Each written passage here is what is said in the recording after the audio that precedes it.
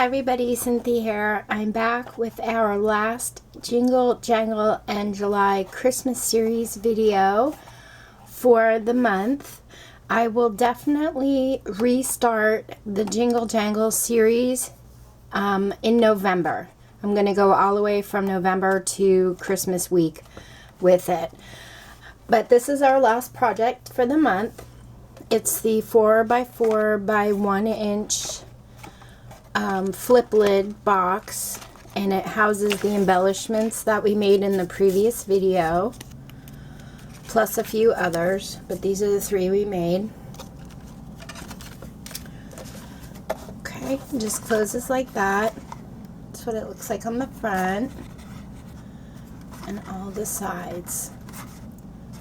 Okay, so let's get started. What you're going to need to create your box is 1 sheet of 11 by 6 inch piece of cardstock. Line it up at the 11 inch and score at 1 inch, 5 inches, 6 inches, and again at 10. Flip it, score at 1 inch, and again at 5 inches.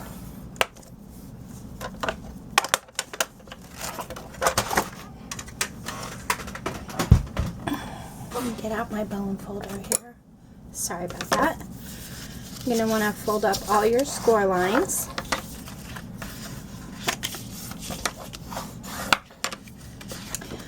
And the week of August 8th, actually on August 8th, I will be starting my first 13 Haunted Projects of Halloween series, where I do 1 Halloween project a week for 13 weeks leading up to the week of Halloween.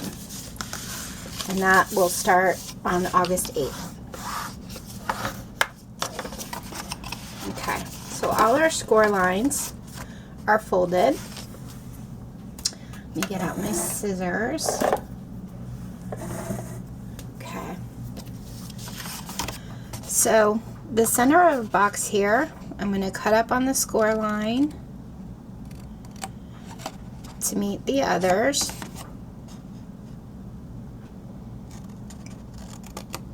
To create that flap.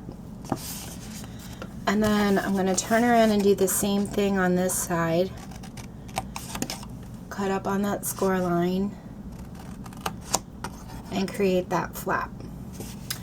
Then on this side, I'm going to cut up on this score line and just cut out a little triangle piece. So it looks like that. Same thing here. Cut up on the score line, cut out a little triangle piece. Flip the box around, do the same thing on this side.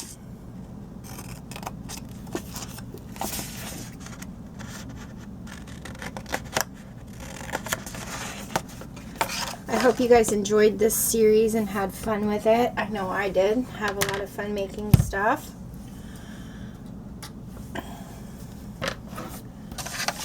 Okay, so what we're going to do is put our bottom box together first. So we're going to be adding glue to this and adding glue to these flaps here. So go ahead and add your glue. Pull this flap up to meet this flap and close it up. This flap will meet this one.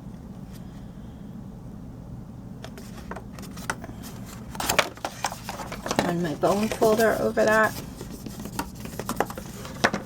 And we're going to do the same thing here. Put glue on this flap and then pull this up to meet it.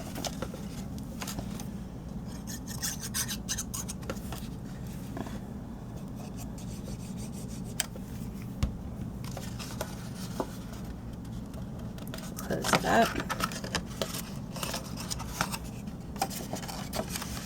And close that up. Okay, that creates the bottom of our box. And then what I like to do before I close these flaps is I like to close my box.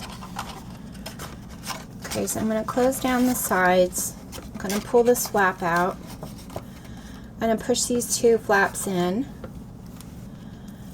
I'm going to add glue to those flaps. And then make sure they're nice and tight against the sides of the box. And then close this flap down on top. I like to do it that way so that I know that the lid will fit nice and snug when I open and close my box. I'm just going to trim off this little piece here because I didn't make it absolutely flush with that. I hate when I do that, guys. But that's okay, I'll just cut that off. There we go. Okay. So for my top piece here, I just used one of those cutouts from that paper pad that I was using. It says, "The thrill of hope, the weary world rejoices." And that measures 3 3/4 by 3 3/4. And if you want to mat the inside of your box or the lid or the bottom, it's the same exact measurement, 3 3/4 by 3 3/4. And it's going to leave you a nice cardstock border. Sorry if you hear that, it's my husband's phone. And as usual, I always add hot glue to my foam, so I make sure it holds really well. Okay. Just gonna tack that on the top.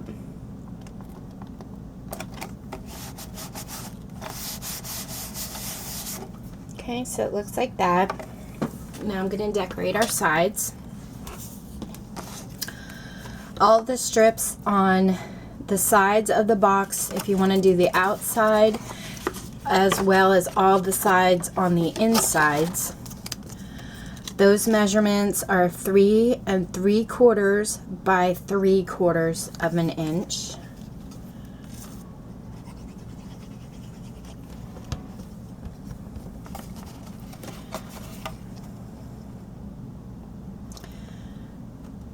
You could do 3 7/8 by 3 7/8, but I wanted to do them a little bit smaller because I really love the red paper border that stands out.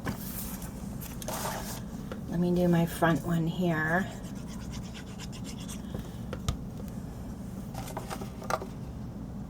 Almost forgot the front. And this side.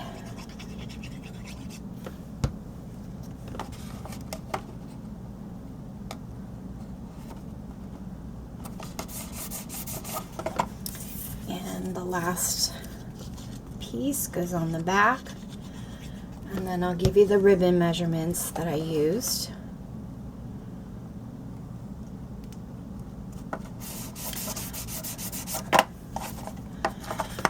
Before I do that, I took my 1-inch circle punch and I'm going to open up the box, and then right here on the lid I'm going to try to center it as best I can.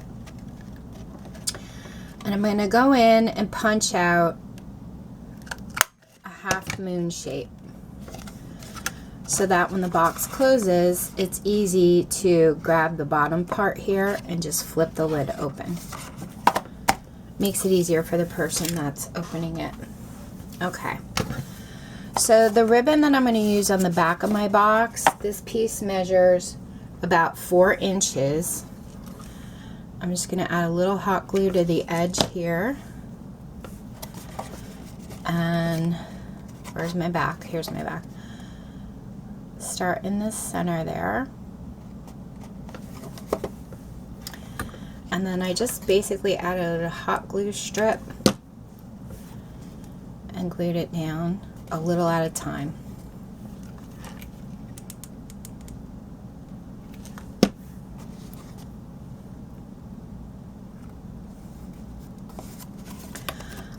and if you have a little piece, there's a little, I don't know if you could see it, there's a little tiny piece hanging over there.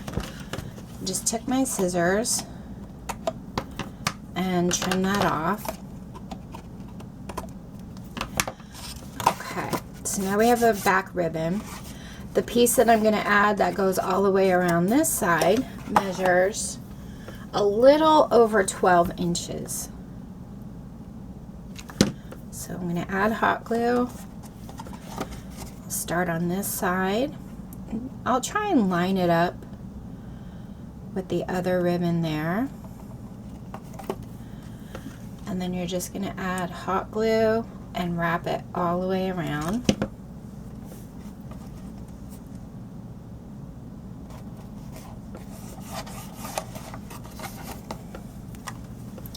I mean, y'all can decorate them however you'd like. I'm just showing you how I did mine. I'm really trying to utilize everything that I have in my stash lately. Trying not to shop too much unless I absolutely need something. Okay, now because we did a little over 12 inches, that's okay because I gave it a little piece to hang over. I'd rather have enough than, I'd rather have too much than not enough. So I'm going to open up my box and trim off that excess ribbon. Close it back up. I got a hot glue string there.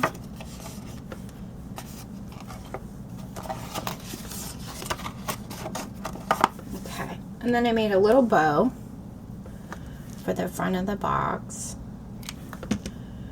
I'm just gonna hot glue it right above that half moon piece by the ribbon.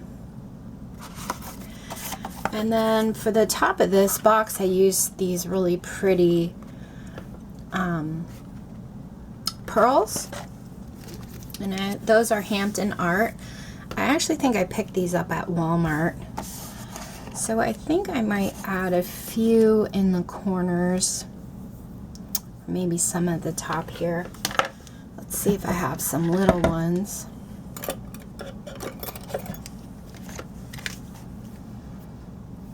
I don't want them too small.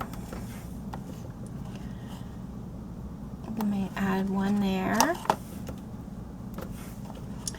right where my corner punch that I used on the corners of the sentiment. By the way, the corner punch that I used, I picked up from, and I use it a lot, I absolutely love it, is from,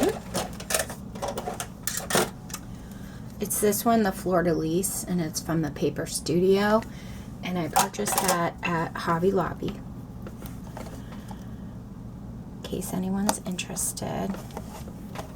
And it looks really cute. I love it. Okay, guys, that's the last box and the last project in our series. I hope you enjoyed it. If you guys have any questions, let me know. Thank you so much for watching, being so supportive. Watching the advertising on my videos really helps to bring in a little bit of money so I can keep buying supplies and making videos, so I really appreciate that as well. And thanks so much. If you have any questions, let me know. Happy crafting!